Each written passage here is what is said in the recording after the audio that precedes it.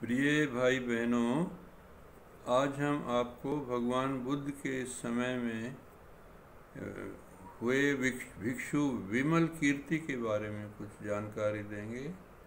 विमल कीर्ति एक ऐसे भिक्षु हैं जो गृहस्थी होते हुए भी अरहंत पद पर पहुँचे थे। केवल वही एक ऐसे एक्सेप्शन थे, बाकी सब गृह त्यागी थे। तो एक बार भगवान बुद्ध बीमार, कुछ तबीयत उनको गड़बड़ हुई, तो आनंद विमल कीर्ति के पास गए और उनसे पूछा कि मुझे छाछ मट्ठा चाहिए। विमल कीर्ति ने पूछा, आनंद क्या करोगे? उन्होंने कहा कि भगवान को पेट में कुछ पीड़ा है, उसके लिए चाहिए। विमल कीर्ति ने आनंद को फटकारा, आनंद तुम भगवान के साथ रहते हो, तुम भगवान की काया को नहीं जानते। भगवान की काया बुद्ध काया है, जागृत काया है। वो बीमार नहीं होती, वो दवाइयों से उसकी ज़रूरत नहीं होती। तुम ऐसे आगे से फिर कभी भगवान के लिए कोई चीज़ किसी से मांगने मत जाना। भगवान की काया ध्यान से ठीक होती है।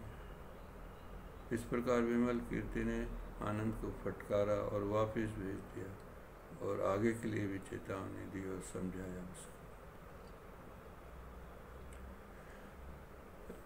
एक बार विमल कीर्ति बीमार हो गए, तो विमल कीर्ति ने भगवान के पास, जंगल में रहते थे, परिवार के साथ रहते थे। ये केवल एक ही भिक्षु थे जो परिवार में रहते हुए अरहंत बने। तो बीमार हुए, भगवान को संदेश भेजा, भगवान मैं बीमार हूँ, हो सके तो भगवान दर्शन दें तो मुझे अच्छा लगेगा।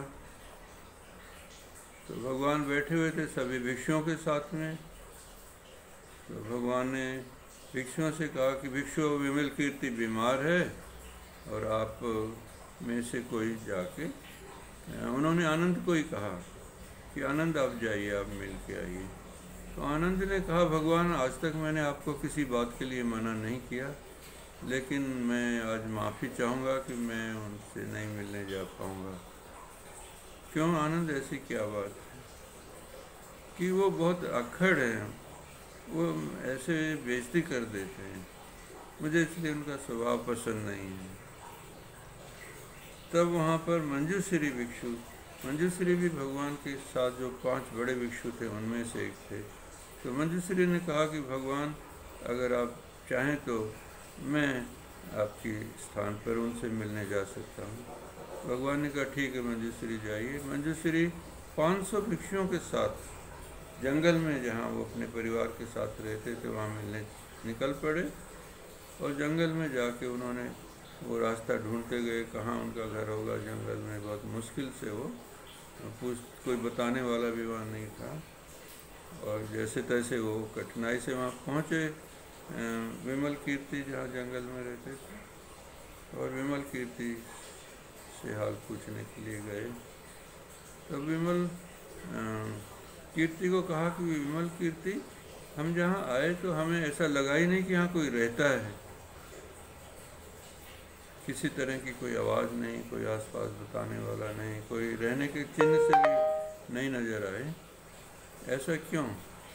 तो विमल कीर्ति कहते हैं कि जो भी बौद्ध स्थल होते हैं, जहाँ कोई बौद्ध रहता है और जहाँ कोई अरहंत रहता है, वो सभी स्थान खाली होते हैं। वहाँ उनका होना और न होना बराबर होता है। मंजूश्री, इसलिए आपको ऐसा लगा कि यहाँ कोई रहता है या नहीं रहता है। उसके बाद विमल कीर्ति और मंजूश्री का संवाद होता है, काफ़ी प्रश्न उत्तर होते हैं।